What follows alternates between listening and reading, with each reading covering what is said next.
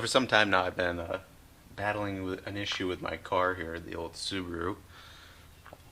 Back in the spring, I did new struts, coils, ball joints, sway bar end links, tie rods. I did the whole steering rack.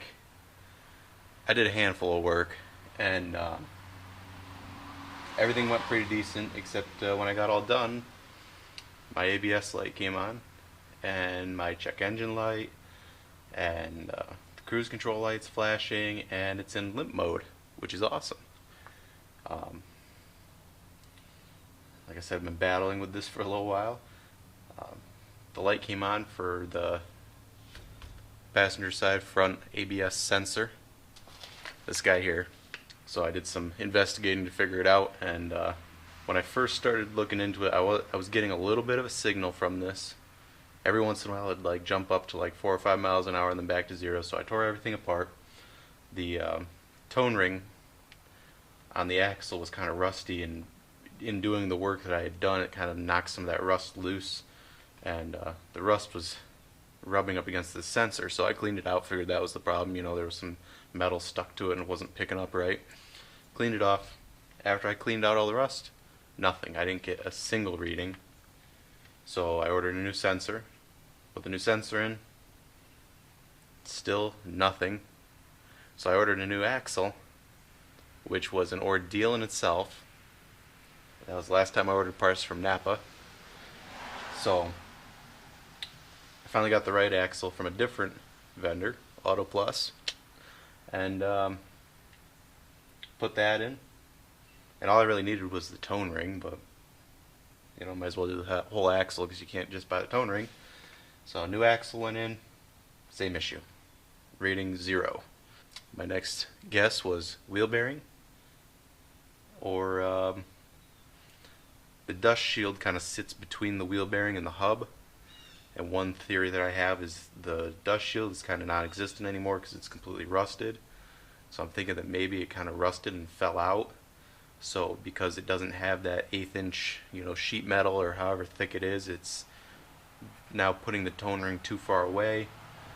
I'm not really sure at this point. We're just kind of throwing money at it and hoping something sticks, What I ended up doing was I went on eBay and I found this here, which is the whole thing. So came with the hub, bearing, brake backer plate, and a sensor. However, the plug on the end of this one is a little different, so we're not going to be able to use the sensor. But I believe this came off of a 2011 Legacy. I think it had like 120,000 miles on it. But I got this for like $100.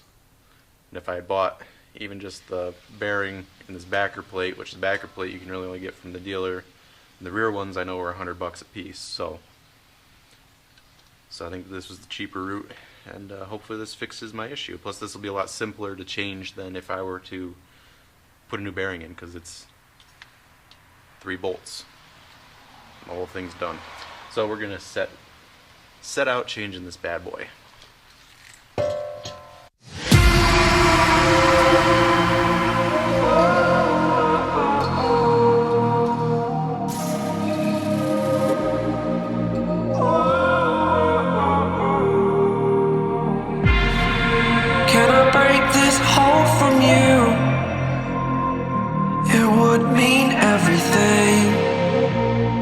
If I do,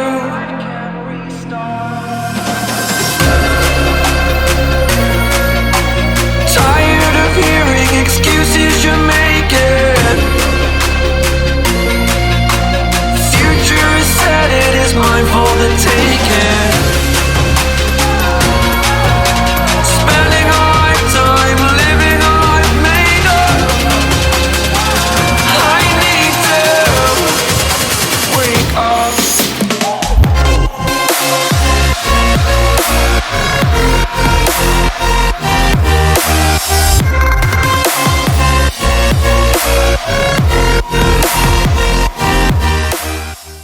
Alright, so we got the new part in. The old one is pretty crusty. These New York winters have not been good to it.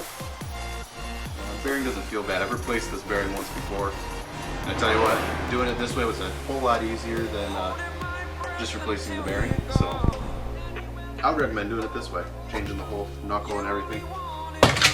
So here's a new one. We did have a little bit of excitement here. I'm sorry the SD card got full on the camera. When I was trying to get the ball joint back into the cup, I had like a ton of trouble, and I ended up jacking the car up, and it rolled backwards off the jack stance, and yeah, so that was exciting. Still got them out.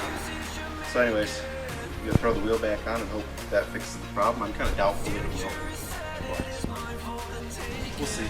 So yeah, I broke my fancy jack stand. Tack the sheet metal back together. It's really just like tin foil anyways.